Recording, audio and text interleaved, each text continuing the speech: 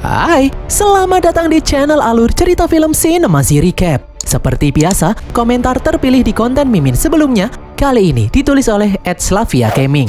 Dia menulis, nonton channel Mimin sambil pakai rok mini, adem banget rasanya. Astagfirullah, no picture hoax ya guys. Alur cerita film yang akan Mimin bawakan kali ini berjudul The Osiris Child yang rilis pada tahun 2016 lalu. Film ini bercerita mengenai bumi di masa depan saat para manusia sudah bisa menjajah planet lain. Film ini dibintangi oleh Kellan Lutz, Daniel McPherson, dan Tegan Croft. Langsung saja kita masuk ke dalam alur cerita film The Osiris Child. Semoga.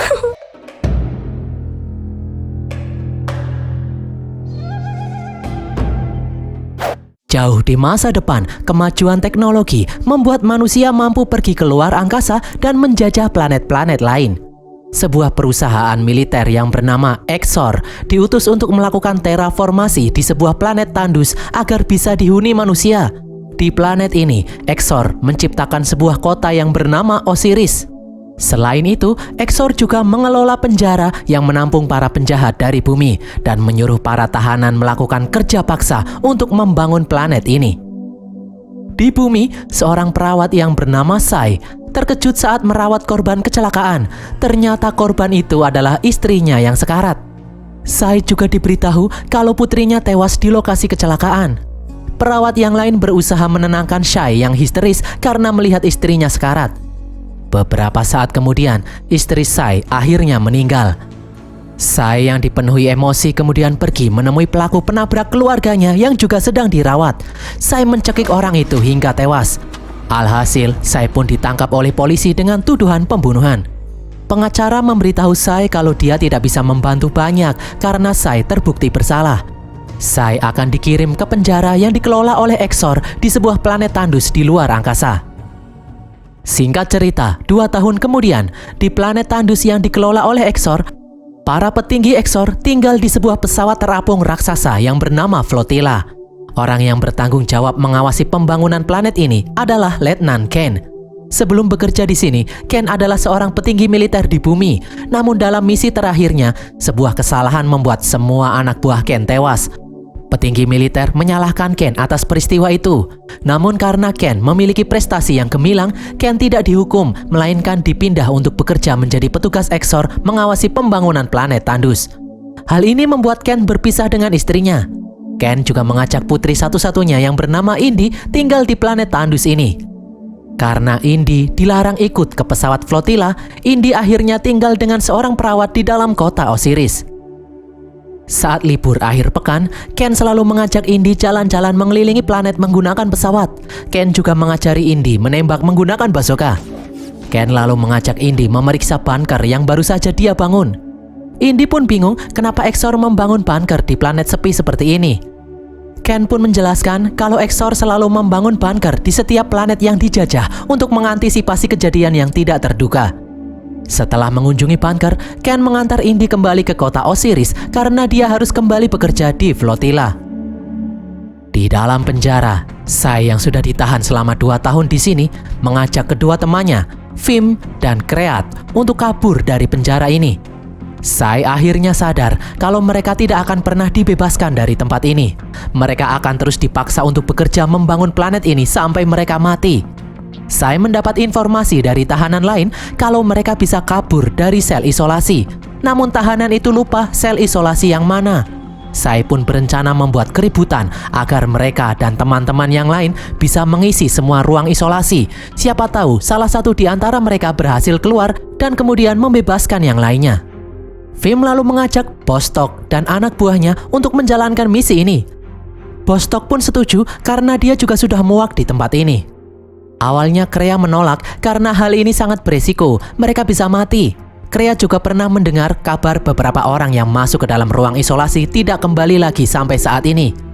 Vim kemudian berkata, cepat atau lambat mereka juga akan mati di tempat ini. Krea pun akhirnya bersedia ikut dalam misi ini. Tanpa basa-basi, tak ada angin tak ada hujan, Sai langsung menghantam salah satu napi yang sedang makan. Alhasil situasi pun menjadi kacau, semua orang bertarung satu sama lain. Kepala sipir, Morden, bersama beberapa penjaga kemudian datang. Kreat lalu membunuh seorang narapidana. membuat Morden memerintahkan para penjaga menangkap para narapidana dan memasukkan mereka ke dalam ruang isolasi. Sesuai rencana Sai, dia dan teman-temannya dimasukkan ke dalam sel isolasi. Sel itu seperti berada di dalam roda yang terus berputar. Di saat narapidana lain berteriak meminta dikeluarkan, sel yang dihuni oleh Bostock ternyata bisa dijebol. Bostock pun langsung mengutak-atik sistem pengamanan sel untuk kabur. Morden kemudian datang. Dia menyuruh anak buahnya untuk membawa Vim dan Sai keluar menuju suatu tempat. Vim dimasukkan ke dalam sebuah kandang besi sendirian. Sementara Sai juga bernasib sama tapi di ruangan yang berbeda. Vim kemudian mendengar sesuatu. Ternyata itu adalah sosok monster yang mendekat. Monster itu menjulurkan lidah menusuk leher Vim. Vim pun langsung ambruk kesakitan.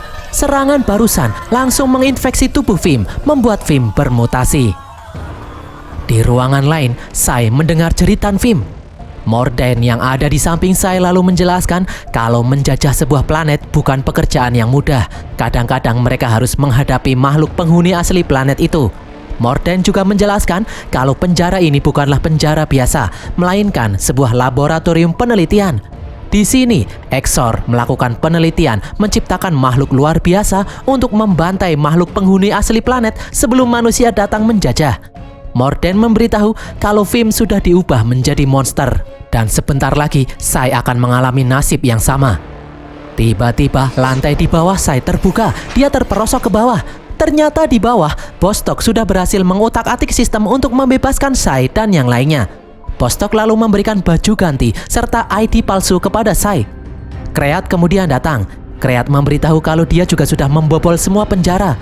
Kreat bahkan tidak sengaja membuka kandang yang berisi monster-monster. Seketika suasana penjara pun menjadi kacau karena monster-monster itu mengamuk, menginfeksi semua orang. Sai, Bostock, dan Kreat memanfaatkan kekacauan ini untuk kabur dari penjara. Di dalam ruangan, Vim yang sudah berubah menjadi monster mendatangi Morden dan langsung menyerangnya. Di luar, setelah Sai, Kreat, dan Bostock berhasil keluar, Bostock dan Kreat mengajak Sai ikut dengan mereka ke ibu kota Osiris. Namun Sai menolak, dia ingin pergi sendirian. Sai pun berjalan pergi sendirian. Keesokan harinya, Ken mendapat kabar kalau penjara yang dikelola oleh Exor diserang oleh monster yang sangat berbahaya. Ken berusaha menghubungi putrinya, namun jaringan telekomunikasi terputus. Di ruangan lain, Kolonel Michael menemui pemimpin Exor yang bernama Jenderal Linux. Michael meminta solusi mengenai kekacauan yang terjadi di dalam penjara, karena cepat atau lambat monster itu akan menyerang kota dan merubah semua orang yang ada di kota menjadi monster. Kolonel Michael menyarankan untuk menyelamatkan orang-orang yang masih selamat sebanyak mungkin, lalu mereka kembali ke bumi dan mengakui kesalahan mereka. Namun Linux menolak rencana itu. Jika Exor ketahuan telah melakukan eksperimen merubah para tahanan menjadi monster, mereka akan menghadapi hukuman berat dari pemerintah bumi. Tak hanya itu saja, karena kekuatan militer Exor terlalu besar, tidak menutup kemungkinan akan terjadi peperangan antara pihak yang mendukung Exor dan pihak yang bertentangan dengan mereka. Hal itu akan membuat semua petinggi Exor disalahkan selamanya sampai anak cucu mereka. Linux pun menyuruh Michael menyiapkan rapat dengan semua petinggi Exor sekarang juga. Ken kemudian datang ke rapat. Di hadapan semua orang, Linux menyampaikan kalau penjara telah dibobol. Bukannya memberitahu kejadian sebenarnya, Linux malah berbohong. Dia berkata kalau para napi telah mencuri sampel virus mematikan dan saat ini sedang bergerak menuju kota untuk menyandera semua warga kota dengan virus mematikan itu. Linux memutuskan untuk mengaktifkan protokol sterilisasi planet dengan membunuh semua orang yang ada di permukaan planet menggunakan bom nuklir dalam 24 jam ke depan. Mendengar hal ini, Ken pun shock karena anaknya masih ada di ibu kota Osiris. Setelah semua anggota rapat pergi, Linux memerintahkan anak buahnya untuk mengawasi semua karyawan Exor. Jangan sampai ada satupun orang yang pergi dari pesawat induk flotila ini. Di dalam kamarnya, Ken berusaha menghubungi anaknya, namun tidak bisa karena sistem komunikasi terputus. Ken lalu mencoba mencari informasi mengenai kerusuhan di dalam penjara, namun sistem tidak bisa memberikan informasi apa-apa karena bersifat rahasia. Ken pun mulai curiga. Ken lalu menemui Michael untuk bertanya apa yang sebenarnya terjadi karena putrinya saat ini ada di kota Osiris. Michael yang merupakan sahabat baik Ken pun akhirnya buka mulut. Michael memberitahu kalau selama ini Exor melakukan eksperimen rahasia merubah para tahanan menjadi monster yang nantinya akan digunakan untuk menetralisir planet jajahan mereka. Linux berniat memusnahkan semua orang yang ada di permukaan planet untuk menyembunyikan eksperimen ini dari semua orang. Michael memberitahu sebentar lagi hanggar pesawat akan ditutup. Michael menyuruh Ken bergerak sekarang juga jika ingin menyelamatkan anaknya. Ken pun langsung kabur membawa pesawat tempur pergi dari flotila. Namun dia dikejar oleh pesawat tempur lainnya. Pesawat itu menembaki pesawat yang dinaiki Ken. Dengan susah payah, Ken berusaha menghindari tembakan demi tembakan. Ken lalu membelokkan pesawatnya dengan curam saat kecepatan tinggi dan berhasil menembaki musuhnya hingga hancur. Namun aksi ini membuat tubuh Ken tidak tahan dengan tekanan dan akhirnya pingsan. Pesawat pun jatuh tak terkendali. Untung saja Ken bisa sadar kembali. Dia langsung menekan kursi pelontar dan membuka parasut. Ken pun akhirnya terjatuh di sungai. Tiba-tiba seseorang datang memukul Ken hingga pingsan. Orang itu membawa Ken ke pinggir sungai. Ternyata orang yang menolong Ken adalah Sai. Setelah Ken kembali sadar, sambil menodongkan pistol, Sai bertanya kenapa Ken datang ke sini. Ken pun memberitahu Sai kalau 24 jam lagi pihak Exor akan meledakkan nuklir membunuh semua orang di planet ini. Ken meminta tolong kepada Sai membantunya pergi ke kota untuk membawa putrinya pergi. Awalnya Sai menolak untuk membantu.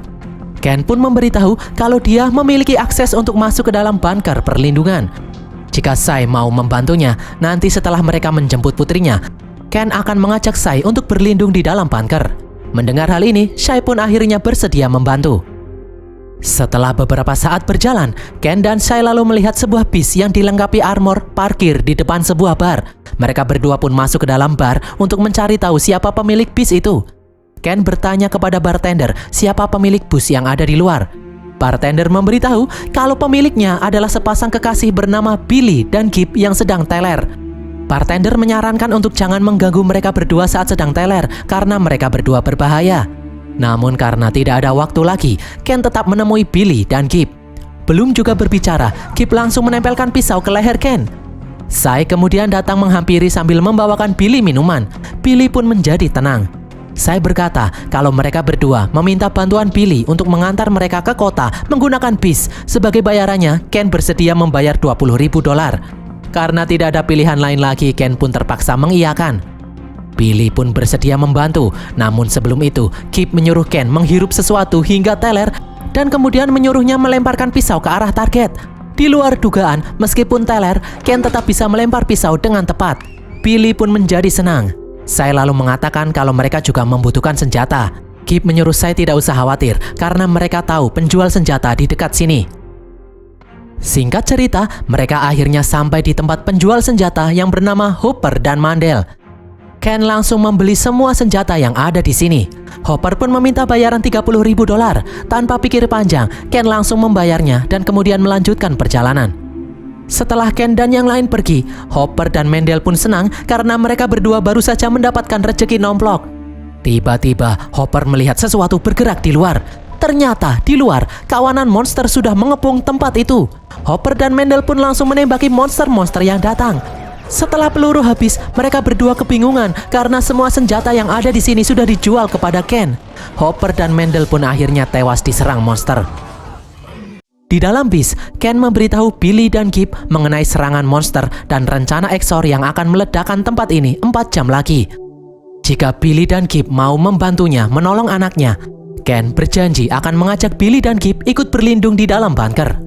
Billy pun menyuruh Ken tidak usah khawatir karena sebentar lagi mereka akan sampai di kota Osiris. Sai lalu berkata kalau dia memperkirakan saat ini monster pasti sudah mulai menyerang kota. Billy lalu bertanya bagaimana jika anak Ken ternyata tidak selamat. Ken menjawab selamat atau tidak, Ken tetap akan menemuinya di kota. Singkat cerita, sesampainya di kota Osiris, mereka melihat keadaan kota sudah porak-poranda akibat serangan monster. Petugas keamanan berusaha menembaki monster-monster yang berkeliaran. Banyak penduduk kota yang sudah terinfeksi dan berubah menjadi monster. Di dalam bis, Ken berkata kalau dia dan Sai akan masuk ke dalam apartemen, sementara Billy dan Kip tetap di sini untuk melindungi bis. Ken dan Sai pun langsung bergerak pergi masuk ke dalam apartemen.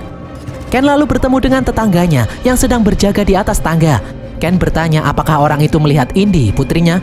Orang itu menjawab kalau dia sudah mengetuk pintu apartemen Indy, namun tidak ada reaksi. Di luar, Billy terkena ledakan bom. Kip pun langsung membawanya masuk ke dalam bis. Di dalam apartemen, Ken dan Sai masuk ke dalam apartemen Indy.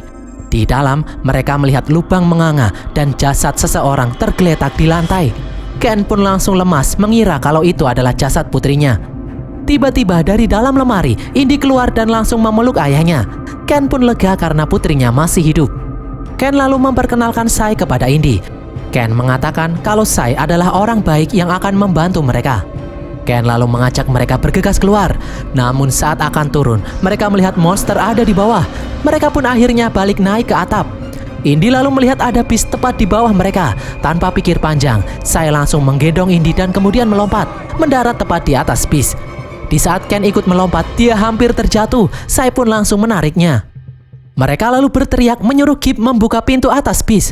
Kip pun langsung membukanya. Ken, Sai, dan Indy pun akhirnya berhasil masuk. Kip langsung menjalankan mobil pergi dari kota. Sai lalu melihat jasad Billy yang sudah tewas.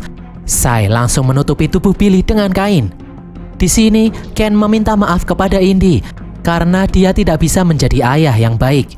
Ken meminta maaf karena dia tidak bisa selalu ada di sisi putrinya itu. Indy pun menyuruh ayahnya jangan bersedih. Indy tetap menyayangi ayahnya apapun yang terjadi. Ken kemudian memberitahu Kip arah menuju bunker. Dia juga memberitahu kode keamanan untuk membuka bunker kepada semua orang yang ada di dalam bis. Di dalam flotila, Jenderal Linux mendapat laporan ada sebuah bis yang bergerak mendekati bunker. Linux pun memerintahkan petugas untuk membunuh siapapun yang masuk ke dalam bunker. Di dalam bis, Ken menyuruh Kip untuk tancap gas karena 5 menit lagi bom nuklir akan diledakkan. Tiba-tiba, sebuah pesawat tempur mendekati mereka. Ken langsung menyuruh Indy berlindung di bawah kursi bis. Seharusnya mereka harus belok untuk menuju bunker. Namun Ken menyuruh Kip untuk tetap lurus guna mengelabuhi pesawat itu. Setelah melihat kalau bis itu tidak menuju bunker, pesawat itu kemudian pergi. Ken langsung menyuruh Kip putar balik ke arah bunker. Tiba-tiba pesawat yang tadi muncul lagi. Sai berusaha memberitahu Ken, namun terlambat. Pesawat itu menembaki bis membabi buta.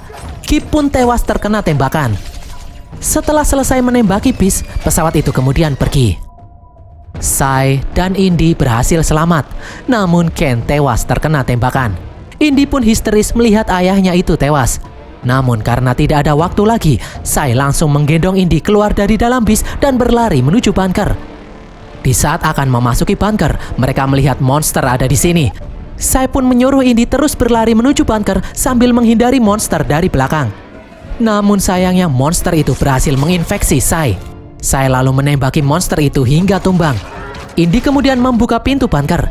Indy dan Sai akhirnya berhasil masuk tepat waktu sebelum bom nuklir diledakkan.